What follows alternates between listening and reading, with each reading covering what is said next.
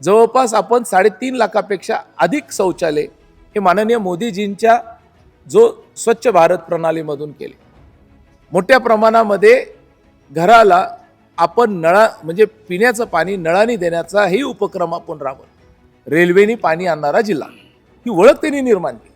पण ह्या रेल्वेने आणणाऱ्या जिल्ह्यामध्ये आपण ज्यावेळेस जिल्हा परिषद आपल्याकडे असताना आम्ही छतावरचं पाणी असेल, शेतामधलं जे आपल्या शिवारातलं पाणी असेल, विहिरीच्या आजूबाजूला पाणी असेल, हे प्रत्येक ठिकाणी आम्ही ज्या त्या भागामध्ये मुरवण्याचं काम केलं आणि वॉटर हार्वेस्टिंगचं काम, वॉटर रिचार्ज, सगळ्या जे काही आपले व्यवस्था असतील, बोर असतील, विहीर असतील, ह्या सर्वांना रिचार्ज करण्याचा उपक्रम घेतला. 6.5 लाखापेक्षा अधिक हाऊस होल्ड घरं त्यांच्या तिथं आपण शौचखड्डे निर्माण केले आणि ह्या उपक्रमामध्ये लातूर जिल्ह्यामध्ये 5.5 मीटरनी जमिनीतलं पाण्याचं लेव्हल वाढलं आणि हा देशातला पुरस्कार 2018-19चा जो वॉटर लेव्हल वाढणारा पुरस्कार हा लातूर जिल्हा परिषदेला मिळाला.